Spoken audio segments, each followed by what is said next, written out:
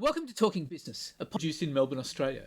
The podcast is available on the Acast app, the Apple Podcast Store, or wherever you go to get your podcasts.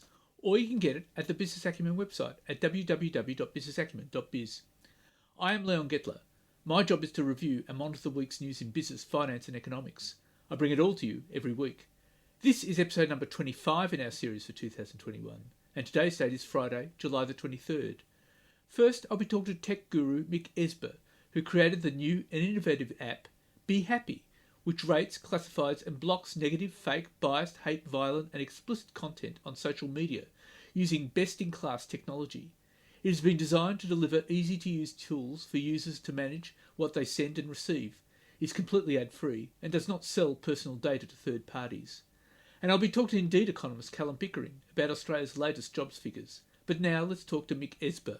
Mick, tell us about this safe social media platform that you're launching. Yeah, I guess the best place to start is, of all stories, is at the beginning. So was it March last year with COVID and the first lockdowns happening? I was talking to my sisters and one works as a teacher and the other works with special needs people.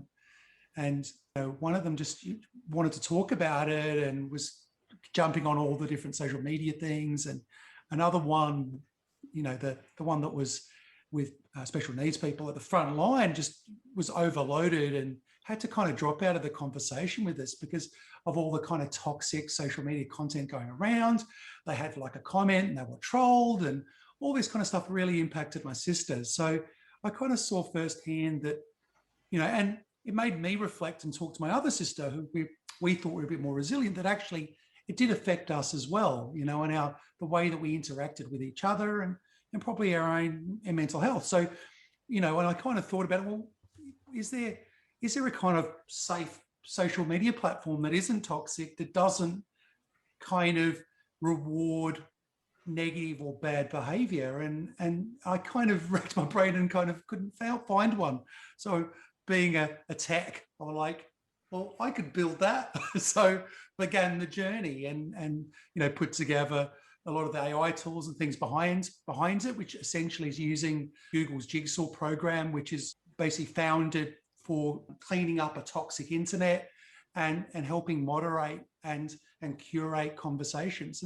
And so what it ended up becoming, Be Happy, was born as basically ourselves as a broadcaster, is reshape the business model as a broadcaster that is a G-rated broadcaster, and we'll follow those rules, which are pretty consistent globally about G-rated content. We'll use AI primarily to control it, and then we'll have humans behind it, which is a very important part to manage the process. So the machines aren't on their own. There'll be a process to moderate and adjust it. And that was kind of what it is. And on Monday, we launched a Kickstarter campaign because we've got a beta and we're pretty close. We just need basically support to get to that last leg. So that's what we're doing right now. Does it work as an app? Yes. So it's an iOS and Android app. Okay, so that can fit on any phone. Exactly. It's exactly focused on doing that. And we're looking at having that released in September. So so how does it actually work? How does it actually moderate insulting, trolling comments? Yeah. So what happens is, I guess that the logic of it is freedom of speech isn't freedom of reach. So what was kind of a guiding principle of this? And so what we do is we don't block or delete your message. It just goes into like a private or draft area that I could send to you, for example, but I can't send publicly.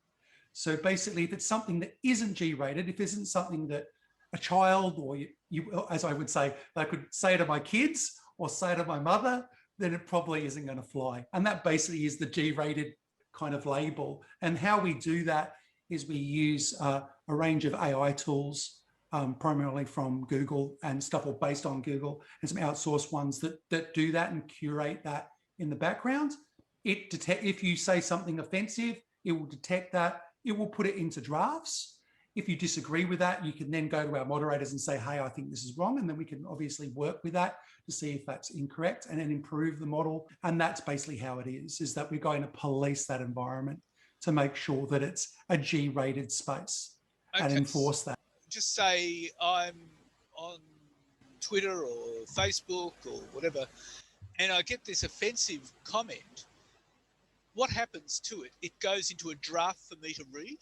So within, at the moment, we'd like to get to the place where we can do this with other social media products. But within our product, within our app, if you send a negative message, it will then go into like a drafts area, which you can send to you through instant message, which is inside the app. I can send to you. So the point is, if it's a personal conversation, we're not going to censor that. But if it's a public conversation, which is designed to be general for everybody, it's a public place. It's a lot. I use the example of being at the football or at a park.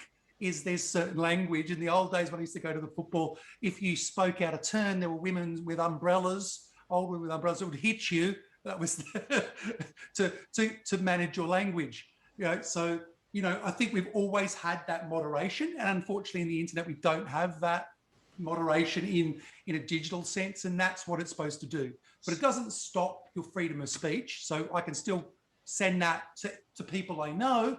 They can then make the decision of, hey, I don't like you anymore, Leon. I don't want to talk to you because what you're saying is offensive, and I can block you. And that's basically how the app works. So you send it as a draft message. Yeah, well, it basically, you post it to the world, and basically our AI will say, is this G-rated or not? If it is, then it becomes public to everybody. If it's not, it basically says that this was basically inappropriate content for the platform, and that from there you could then send that into your instant messages if you wanted to other people. It doesn't preclude you from doing that because we don't curate instant messages or direct messaging. It's just that public space. So you're not actually doing anything about freedom of speech? No, we're not deleting any people's comments or their statements. Or exactly, freedom of speech is really important, but there's a difference between freedom of speech and freedom of reach, right? If you've got something offensive to say, should I give you like a megaphone to tell the whole world? If it's a lie, if it's offensive, if it's sexist, right? If it's anti-Semitic, should these things be allowed for you to publicly say them? Not if it's a G-rated, if we're essentially like a G-rated environment, then which we've stipulated in there, that's what will then do. People then have that expectation. And what's the app called? The app's called Be Happy. Happy. Yeah, exactly. It's spelled. A lot of people calling it Bappy because it's spelled BHAPI. So depending on how you phonetically speak, like for me, it was automatically Be Happy, but I get Bappy as well. But that's okay. I don't mind. Okay. So tell us about this Kickstarter campaign.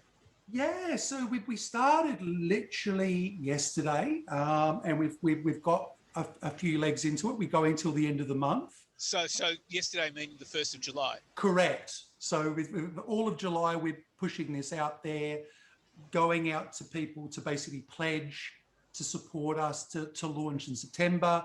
For us, what this is really about, and talking to you as a big part of this, is just, we're in lockdown and this COVID is very real. And I think what it is we're using social media more and more. The share price of, Facebook is now $1 trillion company, and by making money off of this, and it shouldn't be allowed to profit from hate. It shouldn't be allowed to profit from manipulating people. So I think this is a perfect time where people can have that living room revolution or kitchen revolution that we have of saying this is not good enough. And I hope that that I can help be not the answer, but part of the answer to make social media safer, to make people less anxious and people not feel as much anxiety as they do now. That's the goal. So I mean, how big a problem has that antisocial stuff become on social Oh, yeah, it's lots of stats. We've done some in Australia too, and they're very similar to the US. About 60%, over 60% of people have been harassed on social media. Over 90% feel not safe using social media. They know it's toxic. Everyone knows it's toxic, but we still use it. And there's an increasing number of people that are now willing to pay for it. In between about 50% plus to 60% of people, depending on where you are and what demo, are willing to pay to not be basically have this toxic content, to not have ads, to be manipulated by third parties. All those things together start to make a compelling argument that people are willing to actually pay for this, because that's the unfortunate thing is when the product's free, the product's you. And I think people are starting to realize that more and more as they get impacted by it. Unfortunately, they're learning by, being harassed, bullied. Just stories I've heard amazing of just discussion work or professional discussion groups that have pictures of people, guys taking pictures of themselves and posting it in public forums. It's just where it was like a professional discussion and just these crazy things happen. And I've seen it. It's shocking. All the stories that you hear out there are so true. Everybody has a story to tell about this. There was I think it was about a month ago, Prince Harry and Prince William led globally a day of unplugging from social media about toxic social media. So, it's something that I think we know about. And how much are you looking to raise with Kickstarter? For this is 50,000. It's basically yeah. So it's a reasonable amount. It's not small, but it's something that we think that we can do with everybody to help and chip in. And check out our Kickstarter page, which is kickstarter.bhappy. So bhapi.io. Check it out. Give us feedback. Share with others. The greatest thing people can do is talk about this, share this with other people, post things into social media about demanding change and demanding a safe place and a non-toxic internet and social media. Well, Mick, good luck to you, and we'll be watching it very closely. Thank you very much for your time. Thanks, Leon. You've been great. And now let's talk to Indeed economist Callum Pickering. Okay, well, Callum, unemployment has dropped to 4.9%, which is the lowest, I think, since 2010. What's your view about that? Yeah, it's a really interesting jobs report, actually. Obviously, the headline figure of the unemployment rate dropping to 4.9% is great. That's what we're looking for. We're trying to drive the unemployment rate down into that low fours region. But when we look a little bit below the surface, we can definitely see the impact that the pandemic's having on the Australian labour market right now, particularly in Victoria. And so from that regard, this was a jobs report that was a little bit sort of 2 steps forward, 1 step back, in that there is a lot to be happy about, but there's also some underlying concerns. Well, one of the big concerns was a drop in the hours worked, wasn't it? Yeah, that's right. Hours worked has been the area where we see the impact of COVID and the pandemic most clearly in the jobs figures. So hours worked fell by 1.8% nationwide in June. And that was mostly driven by an 8.5% decline in hours worked across Victoria. Now, Victoria was in lockdown for most of June to some degree, and so naturally that's having an impact on the ability of Victorians to actively work. And we'd expect this interruption to hours worked to continue both July and August, given what New South Wales and now Victoria are currently going through. So it is likely that hours worked will remain quite weak over the next few months. And that is going to create a lot of uncertainty and undermine any progress, wouldn't it? Well, that's right. Most of the lockdowns that we've experienced this year have been of the short and sharp variety, and they haven't really had much of an impact on the overall economy. The Victorian lockdown was obviously very different. So too has been this latest New South Wales lockdown. Now, any time you hit the 2 biggest states, you're likely to have a pretty big economic impact, and that's what we're going to see over the next few months. And the simple fact is that with all these lockdowns that continue to occur, it is increasing uncertainty across the economy. things look good, but then suddenly we're back in lockdown. And so that's making things difficult for businesses across the country. But it is pleasing overall that while these lockdowns are occurring, the economy does still seem to be heading in the right direction. And so we can be reasonably confident that if we get through these latest lockdowns, and we can continue to contain the spread of COVID, that the economy is going to strengthen over the remainder of this year. Nonetheless, I mean, you're talking about, 8.5% in Victoria, and that was a lockdown in June over just 7 days. And in Sydney, this is going to be happening over several weeks. Yeah, that's right, and it will impact hours worked and other employment measures for both July and likely August as well. I mean, we don't really have a good idea about how long this will last in Sydney. They're obviously going to come back from a pretty bad outbreak, so it could certainly be a quite prolonged lockdown that impacts the labour market and the broader economy throughout both July and August.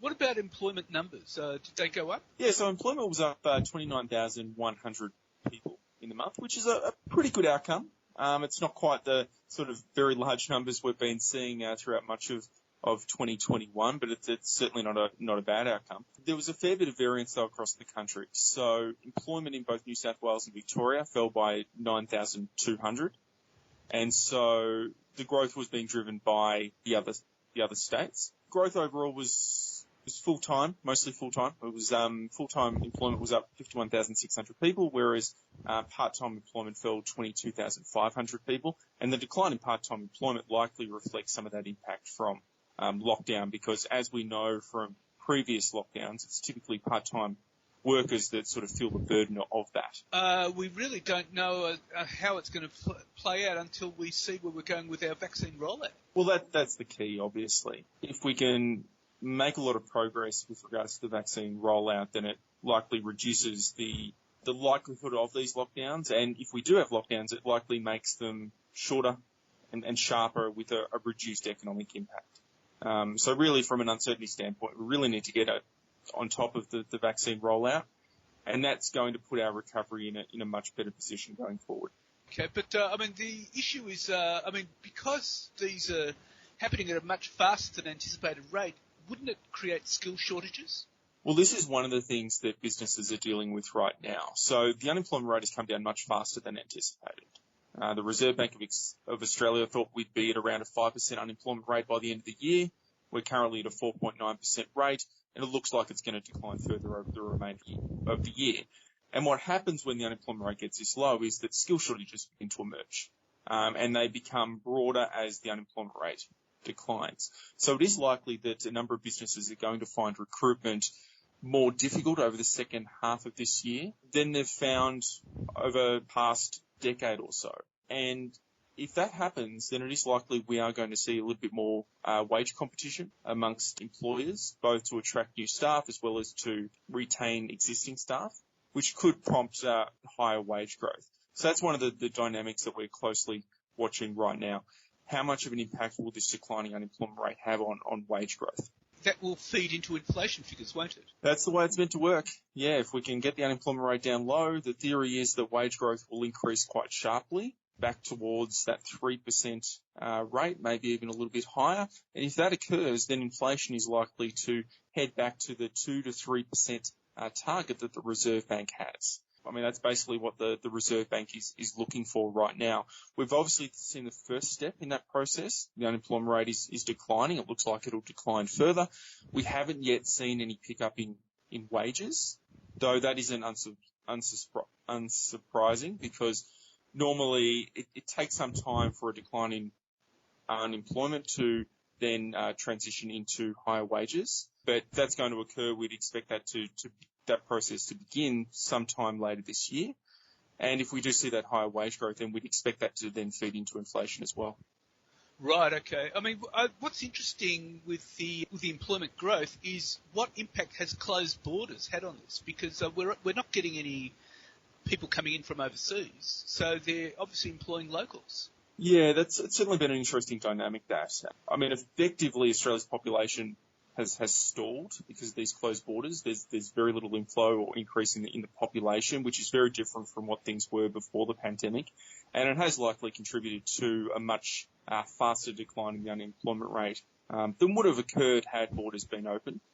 At the same time, we've seen this almost tsunami of fiscal stimulus that is sort of flowing around the economy right now due to JobKeeper and JobSeeker and other policies as well. So we've seen this sharp increase in the demand for workers as well. So we've got both those forces on both the supply and demand side of the labour market that is really driving the unemployment rate much lower than it otherwise would have been. Right, and of course we don't have JobKeeper anymore. No, we don't. So some of those the policies that have supported the economy have started to diminish their economic impact. But we know that household savings are very high. We know that there are other projects that are going on as well. So the level of fiscal stimulus across the economy right now is still very high by normal standards. It's just lower than it was earlier in the pandemic. And as a result of that, we are seeing this increased demand for workers. And that's one of the reasons why employment growth has been so strong throughout the course of 2021 and is one of the contributing reasons why the unemployment rate has declined so quickly. So where do you expect the jobs figures will go in the future from now? I mean, we're down to 4.9. Where do you see it going? Yeah, so the next couple of months are obviously going to be highly uncertain. There's going to be a lot of volatility due to these lockdowns in both Victoria and New South Wales. But I think the outlook is fairly positive for the labour market. Like I said, there's still a lot of fiscal stimulus out there. Borders are still closed. That's likely to drive the unemployment rate much lower than it currently is. I certainly wouldn't be surprised if the unemployment rate is down in the low fours by the end of this year. And hopefully that'll be enough to trigger a little bit of higher wage growth as well. And that will be interesting from the Reserve Bank point of view. I mean, they're saying not till 2024, but economists are talking about 2023. What's your view about that? Yeah, most of the risks for monetary policy seem to be on the upside here. I think the Reserve Bank will upgrade their forecasts, both with regards to growth and the unemployment rate, when they release their next forecasts in August. I think that, but right now, what they want to see is that higher inflation. So they want to see higher wage growth be achieved, and they want to see that feed into inflation. And until they actually see that occur, they're not going to change rates. Now, right now, they don't think that's going to happen until 2024. Other economists, including myself, think that that's going to happen a little bit earlier than anticipated, based on the fact that the recovery thus far has exceeded all expectations. But we're probably talking about 16 months' time till we see any movement with interest rates. It's certainly not going to be something that happens in the near term. I certainly wouldn't be worried about monetary policy interest rates increasing in the next 12 months. For example, it's going to take some time for that higher wage growth to be achieved, even if the unemployment rate does get down into that low fours region. And it's going to take some time for that wage growth to transition into higher inflation. So we still have a long way to go. And obviously we're still dealing with the pandemic. We're still dealing with the uncertainty that comes with that pandemic. And so, it's not going to be smooth sailing the whole way. But we do continue to head in the right direction, and I'm fairly optimistic that we will see that higher wage growth achieved at some point next year, perhaps in 2023. Well, Callum will be watching that very closely, and thank you very much for your time. And thank you. So what's happening in the news? Well, the threat of a Delta coronavirus variant this week hit global equity markets, handing European bourses their worst sessions of the year. Commodity prices also fell and investors headed for the safe haven of government bonds. It helped to push the yield on the 10-year Treasury note to its lowest yield in 6 months, extending a shift in investor sentiment as fears over runaway inflation have given way to creeping concerns over the durability of US growth, compounded by the spread of the Delta variant. This is the market's realisation that we're moving from a clear V-shaped recovery into something a lot more uncertain, said Mohammed Kazmi, a portfolio manager at Union Bancaire Privée. The hope was that vaccines would provide us with the end game. Now investors are looking at the UK, and there's a bit of fear with regards to reopening so aggressively when cases are still so high. The pullback in stocks, which came after months of steady gains in markets around the world, also reflected concerns that economic growth generated by industries reopening from last year's shutdowns could peak just as inflation surges in Europe and the US. And Australia has joined the United States and other allies in accusing China of engaging in malicious cyber activities, including a massive global attack on the Microsoft Exchange software that compromised tens of thousands of computers earlier this year. The Microsoft Exchange hack was first identified in January and was rapidly attributed to Chinese cyber spies by private sector groups, but it has taken until now for Australia and like-minded countries to publicly attribute the cyber attack to Beijing.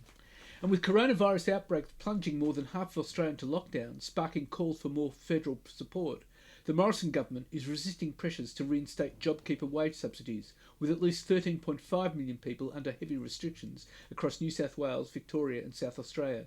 Instead, people who lose work in designated hotspots can access weekly payments of between $375 and $600 when lockdowns extend beyond 7 days. And consumer confidence recorded its sharpest single fall since the start of the coronavirus pandemic, as strict lockdowns were imposed on millions of Australians following virus outbreaks in Sydney and Melbourne.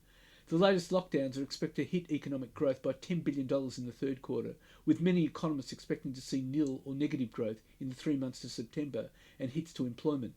Consumer spending intentions were softer compared with June last year, when people emerged from the first national lockdown, but remained strong compared with the same time in 2019, when conditions were less volatile. Overall, consumer confidence fell 5.2% according to the latest ANZ Roy Morgan report, as uncertainty about the highly contagious COVID-19 Delta strain played on public sentiment. Confidence in current economic conditions dropped 7.9%, and spirits about future conditions lowered 4.5%, despite strong jobs data showing unemployment falling to 4.9% in June. Confidence about current financial conditions registered a slight 1.2% uptick following the announcement of government support, while the future appeared more uncertain, with confidence dropping 3.4%. And workers, who've endured the slowest wage growth on record, will never make up for the hit to their weekly pay packets caused by the coronavirus pandemic, with the Reserve Bank warning inertia could hold back incomes for years. In some of its bluntest language about wages growth, the RBA used the minutes of its July meeting to argue there were few signs of a lift in incomes beyond the level that has plagued the economy for the past half-decade. Some analysts have argued that with unemployment now at 4.9% and some businesses warning of labour shortages, wages will start to grow much faster in a development that would force the RBA to lift interest rates as early as late next year. But the bank's minutes show that while there have been some signs of a lift in wages growth, this is only back to where it was before the coronavirus pandemic. And Australian companies are offering their staff half a day off to get vaccinated against COVID-19, meaning workers won't have to dip into their sick or annual leave to get the jab. Employers are telling their staff they can get half a day off work to get the vaccine. Only about 13% of Australians have been fully vaccinated to date. As more than 11 million Australians have been locked down to limit the spread of the highly infectious Delta variant in the country's two biggest cities, businesses are offering permanent employees 2 lots of paid leave to cover time off for both doses of the COVID-19 vaccine. Companies including Domain, Prosper, Zip and Athena Home Loans have joined some of the big banks in vowing they will also give casual employees paid vaccination leave or flexible options to make it easier for them to attend vaccination appointment. And restrictions in Sydney and Melbourne have reversed a rebound in employee mental wellness, which had been tracking towards pre-pandemic levels, according to Converge International. The provider of employee assistance programs said data from counselling sessions with 13,000 Australian employees showed a turnaround in workers' overall mental health. From the 1,200 companies that Converge works with in Australia, employees call requesting appointments jumped 16% in the week commencing May 31, where Melbourne's fourth lockdown hit, compared to the prior week. In the week following Sydney's lockdown announcement in late June, there was a 15% increase in requests. Requests for appointments remained high during the most recent school holiday period, a time when the service typically received far fewer calls as people cancelled holidays and continued working. The impact of repeated shifts to remote learning and, at the tertiary level, the job insecurity stemming from the economic impact of the dramatic decline in international students is evident in the data from Converge International. Ongoing stress increased 8%, job or time pressure was up 65.4% year on year, and work-life balance was also a growing issue, up 81% year on year. In the 1,182 training and education professionals who presented to Converge International in the second quarter of 2021.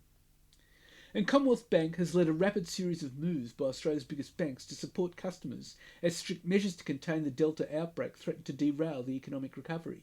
Within 24 hours of the dramatic escalation of Sydney's lockdown, banks had detailed measures including free overdrafts for small businesses, targeted home loan deferrals, and had extended a promise not to evict customers from their homes. CBA will email customers in the Fairfield, Liverpool and Canterbury Bankstown local government areas, along with customers working in the construction and retail sectors, on Monday to brief them on relief available.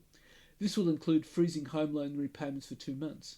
Other banks are also willing to defer payments for affected customers who reach out for help. Westpac said from Monday it would offer eligible existing small business customers interest-free temporary overdrafts up to $15,000, as businesses around the country, including in the retail sectors, worry about the impact of restricted trading hours on cash flow. National Australia Bank and CBA have also offered to run staff vaccination programs in their premises, operated by the same services that deliver regular staff flu jabs. Banks will also ensure that any customers who seek deferrals for their latest lockdowns do not have their credit scores penalised, which could lift the cost of credit in the future. Banks remain confident that if the Melbourne and Sydney lockdowns are short and the virus can be contained, the economy will roar back to life when restrictions are eased.